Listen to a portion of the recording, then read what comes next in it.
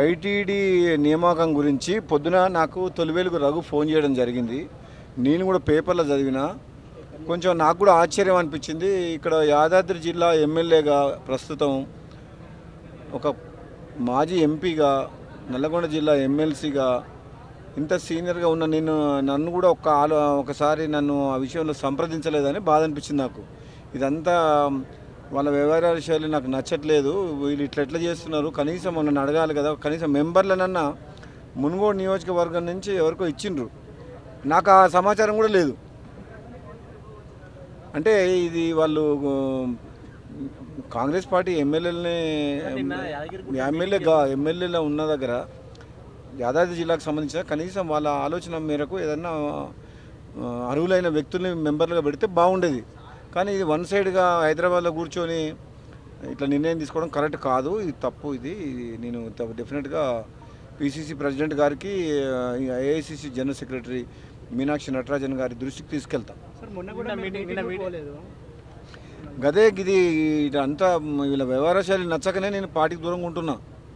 నేను ఎక్కడ పోవట్లేదు. నియోజకవర్గం ఇల్లు ఎందుకు పోవట్లేదు అంటే వీళ్ళు ఇట్లా బిహేవియర్ బాగాలేదు, పద్ధతి బాగాలేదు వీళ్ళది. రాహుల్ గారిని కలిసి చెప్పినా కానీ ఇక్కడ పరిస్థితి బాగాలేదు. ఇట్లా చేస్తే మంచిది కాదు పార్టీకి. సీనియర్ కాంగ్రెస్ నేను చెప్పేది ఒకటే, మా పార్టీకి సంబంధించిన ఏదన్నా వ్యవహారంలో అందరినీ కట్టుకపోయే విధంగా ఉండాలని చెప్పి నేను ప్రభుత్వానికి, ప్రభుత్వంలోని పెద్దలకు, ముఖ్యమంత్రి గారికి చెప్తున్నా. ఇటువంటి కోఆర్డినేషన్ లేకపోతే పార్టీకి నష్టం జరుగుతుంది అనేది నా ఉద్దేశం. Thank you. వైటీడీ నియామకం గురించి పొద్దున నాకు తొలివేలుగు రఘు ఫోన్ చేయడం జరిగింది. నేను కూడా పేపర్లో చదివిన. కొంచెం నాకు కూడా ఆశ్చర్యం అనిపించింది. ఇక్కడ యాదాద్రి జిల్లా ఎమ్మెల్యేగా ప్రస్తుతం ఒక మాజీ ఎంపీగా నల్లగొండ జిల్లా ఎమ్మెల్సీగా ఇంత సీనియర్గా ఉన్న నన్ను కూడా ఒకసారి నన్ను ఆ విషయంలో సంప్రదించలేదని బాధ అనిపించింది నాకు. ఇదంతా వాళ్ళ వ్యవహారాల శైలి నాకు నచ్చట్లేదు. వీళ్ళు ఎట్లా చేస్తున్నారు, కనీసం నన్ను అడగాలి కదా, కనీసం మెంబర్లనన్నా మునుగోడు నియోజకవర్గం నుంచి ఎవరికో ఇచ్చిండ్రు, నాకు ఆ సమాచారం కూడా లేదు. అంటే ఇది వాళ్ళు కాంగ్రెస్ పార్టీ ఎమ్మెల్యేలో ఉన్న దగ్గర యాదాద్రి జిల్లాకు సంబంధించిన కనీసం వాళ్ళ ఆలోచన మేరకు ఏదన్నా అర్హులైన వ్యక్తుల్ని మెంబర్లుగా పెడితే బాగుండేది.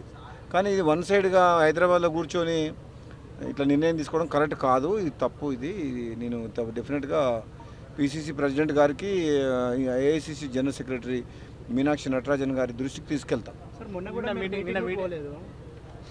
గదే ఇది ఇదంతా వీళ్ళ వ్యవహార శైలి నచ్చకనే నేను పార్టీకి దూరంగా ఉంటున్నా. నేను ఎక్కడ పోవట్లేదు.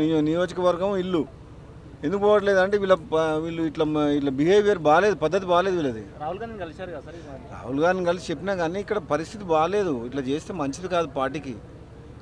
సీనియర్ కాంగ్రెస్ నేను చెప్పేది ఒకటే, మా పార్టీకి సంబంధించిన ఏదన్నా వ్యవహారంలో అందరినీ కట్టుకపోయే విధంగా ఉండాలని చెప్పి నేను ప్రభుత్వానికి, ప్రభుత్వంలోని పెద్దలకు, ముఖ్యమంత్రి గారికి చెప్తున్నా. ఇటువంటి కోఆర్డినేషన్ లేకపోతే పార్టీకి నష్టం జరుగుతుంది అనేది నా ఉద్దేశం. Thank you.